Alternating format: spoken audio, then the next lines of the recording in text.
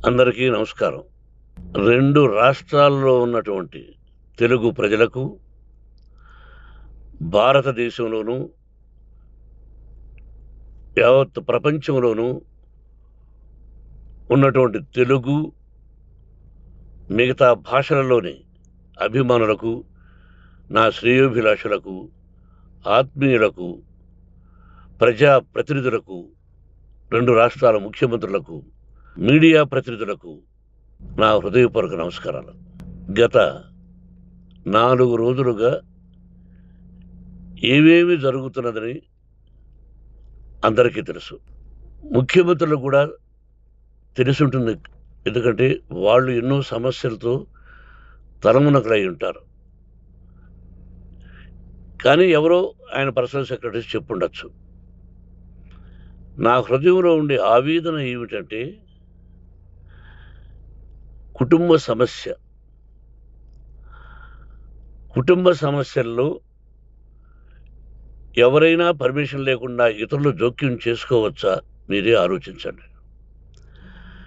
100కి 100% అనాల్సిన అవసరం లేదు. కనీసం 95, 98% కుటుంబ సమస్యలు ఉంటూ ఉంటాయి. అంటే మేమంతా నటులం కాబట్టి మా విషయాలు, పాపులర్గా ఉన్నటువంటి రాజకీయ నాయకుల విషయాలు, కొంతమంది ఉన్నవి లేనివి, లేనివి ఉన్నవి చెబుతూ ఉంటారు. చెప్పేవాడు కూడా ఆలోచించాలి, వాళ్ళ మనసులు, వాళ్ళ కుటుంబ సమస్యలు అని. ఇదంతా ప్రజలకు తెలుసు. కానీ ఎందుకులే మన పనులు మనం చేసుకుందాం అని అందరూ సైలెంట్గా ఉన్నారు. ఇప్పుడు ప్రజలకు కూడా, కొంతమంది రాజకీయ నాయకులు కూడా ఆలోచించుకోవాల్సిన విషయం. విజువల్స్ చూడండి, టీవీల్లో వస్తున్నాయి, మీడియా, సోషల్ మీడియాలో వస్తుంది. రాత్రి 8 గంటలకు గేటు తోసుకుని నా బిడ్డ మనోజ్ కుమార్ వచ్చాడు. అది రైటా రాంగా పర్సనల్ విషయం, తర్వాత మాడుకోవచ్చు. పత్రికాధిపతులు, అది పత్రికా సోదరులు 4 రోజుల నుంచి నా ఇంటి ముందు మనుషులను పెట్టుకుని, వ్యాన్లు పెట్టుకుని అలా ఉండడం ఎంతవరకు న్యాయం? నేను అప్పటికీ బయట పోతున్నప్పుడు చెప్పాను, అందరికీ నమస్కారం అయ్యా, మీకు కుటుంబ సభ్యులు ఉన్నారు, దయచేసి నా సమస్యను నేనే పరిష్కరించుకుంటాను నా బిడ్డలతో, దీన్ని చిలవలు పరవలు చేయొద్దండి, దయచేసి నన్ను గౌరవించండి, నేను ప్రజలకు ఏం చేస్తున్నాను ఒక విద్య ద్వారా అనేది మీకు తెలుసు. నటుడిగా మీ అందరికీ తెలుసు. ఒక రాజ్యసభ సభ్యుడిగా మీకు తెలుసు. ఎంత క్లీన్ చిట్టుతో వచ్చానో రాజ్యసభ సభ్యుడిగా. నా హృదయంలో ఉండే ఆవేదన చెప్పనలవే కాదు, మీకే చెప్పాలి. ఈ రోజున ఈ మీడియా సోదరులు ఎంత కల్పితాలు, ఎంత నెగటివిటీ నన్ను గురించి చెప్తున్నారో మీ అందరికీ తెలుసు. దానికి నేను బాధపడడం లేదు. మీరు ముఖ్యంగా తెలుసుకోవాల్సింది, రాత్రుల్లో గేటు తోసుకుని, గేటు పగలగొట్టి, పర్మిషన్ లేకుండా ఎవరైనా రావచ్చా? మీరే చెప్పండి. వచ్చిన వాళ్ళు అందరూ మీడియా సోదరులా, లేకపోతే ఇంకెవరైనా నా మీద పగ, రాగద్వేషాలతో ఏదో ఒక ఛానల్ చేతులు పెట్టుకుని అలా వచ్చి ఉంటారేమో సందేహం. కానీ వాళ్లను కొట్టాలని, తిట్టాలని మనసా వాచ దైవ సాక్షిగా నేను అలా ఆలోచించేవాడిని కాదు. ఎందుకు? వాళ్ళు ఉద్యోగస్తులు, నేను కూడా ఉద్యోగస్తునే, అందరూ కూలివాళ్ళం. భగవంతుడు ఇస్తుంటాడు మనకు కూలి.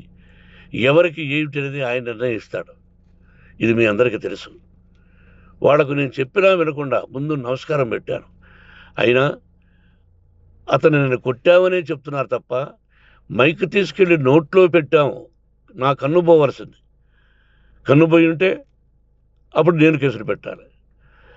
నా కన్ను పోలేదు, కొంచెం తగిలింది కంటి కింద, నేనే ఎస్కేప్ అయ్యాను. లేకపోతే నా జీవితం గుడ్డిదయ్యేది. అతనికి తల కాదు చెంప మీద తగిలిందన్నారు. ఓకే. ఆ చీకట్లో ఎలా జరిగిందన్నది వాస్తవమే. మైకు లాక్కోవడం, వాడు నన్ను కేకలేయడం, ఆ దీనిలో ఘర్షణ జరిగింది. నేను కొట్టిన దెబ్బ అతనికి తగిలింది అన్నారు. దానికి హృదయపూర్వకంగా బాధపడుతున్నా. అతను నాకు తమ్ముడే. ఒక తల్లి బిడ్డలం కాకపోయినా I love them. I like them. అటువంటిది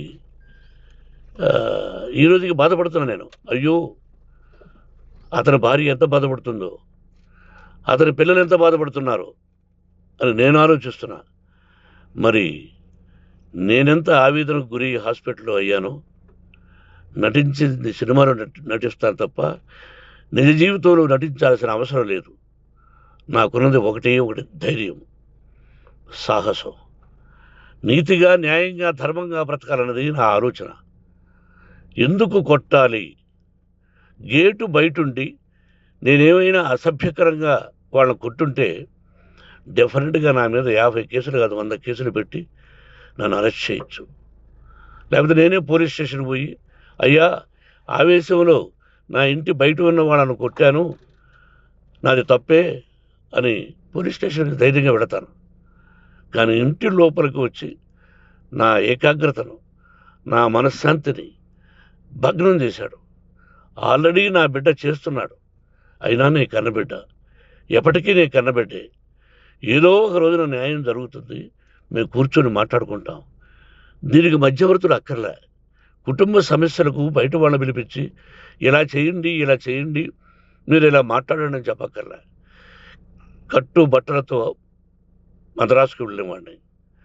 ఆల్రెడీ మీకు చెప్పాను. పైసా లేకుండా కట్టుబట్టలతో, చెప్పులు సగం కింద అరిగిపోయి అలా వెళ్ళినవాడిని. మా తల్లిదండ్రులు అద్భుతమైన జన్మను ప్రసాదించారు. ఒక్క పైసా ఇవ్వాల. నా కష్టార్జితంతో నేను సంపాదించి ఈరోజు నేను కులమతాలకు అతీతంగా 25% ఫ్రీ ఎడ్యుకేషన్ ఇస్తూ, నా స్థాయిలో నాకు తగిన సహాయం చేసుకుంటూ, వరద బాధలు వచ్చినా, ఇంకోటి వచ్చినా, అన్నయ్య ముఖ్యమంత్రిగా ఉన్నప్పుడు కూడా ఎన్నో చేశాను. బట్ అవి మర్చిపోయి ఈరోజు కొట్టింది మాట్లాడుతున్నారు. ప్రజాప్రతినిధులారా, నా అభిమానులారా, తెలుగు ప్రజలారా, తమిళ, మలయాళం, కన్నడ అభిమానులారా, ఆలోచించండి. నేను చేసినది తప్పు, కొట్టినది తప్పు. ఏ సందర్భంలో కొట్టాల్సి వచ్చింది? మీ ఇంటికి దూరితే ఒప్పుకుంటారా? మీ ఏకాగ్రతను భగ్నం చేస్తే ఒప్పుకుంటారా? మీరే ఆలోచించండి. న్యాయాధిపతులు కానీ, ప్రజాప్రతినిధులు కానీ, అభిమానులు కానీ, వ్యాపారస్తులు కానీ, ఇదే మీడియా ప్రతినిధులు కూడా వాళ్ళ ఇళ్ళలోకి ఎవరైనా దూరి, ఏయ్ మమ్మల్ని గురించి ఇలా రాశావు అని ఆ ఇళ్ళల్లోకి ఒక 10 మంది వెళితే వాళ్ళు దండం పెట్టి పంపిస్తారా? ఏం చేస్తారు చెప్పండి? మీకు టీవీలు ఉన్నాయి, మాకు టీవీలు లేవు. నేను కూడా రేపు టీవీ పెట్టచ్చు. అది కాదు గొప్ప. నా హృదయపూర్వకంగా చెప్తున్నా. అతని మనసును బాధ పెట్టినా, అతను గాయమైన దానికి చాలా చింతిస్తున్నాను. చింతించే లాభం ఏమిటండి అంటే, మరి ఏం చేయాలి? మీరు చేసిందేంటి? మళ్ళీ చెప్తున్నా. అసలు అతను నిజంగా జర్నలిస్టా కాదా అని ఆ చీకట్లో నాకు ఎలా తెలుస్తుంది? టీవీ 9 అని నాకు ఎలా తెలుస్తుంది? ఏదో ఒక కంటి మీదకి ఒక మైక్ వచ్చింది, దానికి అబక్కం లాక్కున్నాను. ఇది వాస్తవమే, అసత్యం కాదు. అది టీవీ 9, ఆ టీవీ 9 మైక్నే లాక్కోవాలి. అది ఏంటండి? నేనేమన్నా మూర్ఖుడినా? వాళ్ళందరూ నాకు కావలసిన వాళ్ళే. ఈ రోజున ఆ రజనీకాంత్ అతను కూడా ఎన్నో ఫోన్లు నేను చాలా సందర్భాల్లో మాట్లాడున్నాను. ఇట్స్ లైక్ మై సన్నా లేకపోతే బ్రదరా, అలా ఉంటాం. మరి ఈ విషయంలో మాత్రం మీరందరూ అంటే మీరు చేసినది తప్పు అని మీరు ఒక్కరు అనలేదే. కానీ జర్నలిస్టు సోదరులు, ఒక ఆడపడుచు, దాదాపు ఒక 5-6 మంది ఆడపడుచులు, ఒక 5-6 మంది సోదరులు, వాళ్ళందరూ మాట్లాడారు. కొట్టడం తప్పైనా ఏ సందర్భంలో కొట్టవలసి వచ్చింది, ఇవన్నీ క్లియర్గా మాట్లాడారు. ఆయన్ని మీరు చెప్పరు. కాబట్టి పైన భగవంతుడు చూస్తున్నాడు. పోలీస్ అంటే నాకు ఇష్టం. ప్రజలను కాపాడవలసిన బాధ్యత వాళ్ళది, రక్షణ కల్పించవలసింది. నా విద్యాలయానికి కూడా ఐపీఎస్లు, ఐఏఎస్లు అయిన విద్యార్థులు ఉన్నారు. వాళ్ళకు న్యాయం, ధర్మం నేర్పించి పంపించాను నా ఇన్స్టిట్యూషన్లో. But they are perfect. కొంతమంది ఐపీఎస్లు, ఐఏఎస్లు, డీసీపీలు ఇలా చాలామంది ఉన్నారు. బట్ ఎక్కడెక్కడో పనిచేస్తున్నారు. వాడు నా బిడ్డలు. మరి వాళ్ళు కూడా పోలీసు ఉద్యోగస్తులే కదా, న్యాయంగా ఉన్నారు కదా. కానీ ఇక్కడ మాత్రం ఏకపక్ష నిర్ణయం. ఏమి చేస్తున్నారో మీరే ప్రజలారా చూడండి, ఆలోచించండి.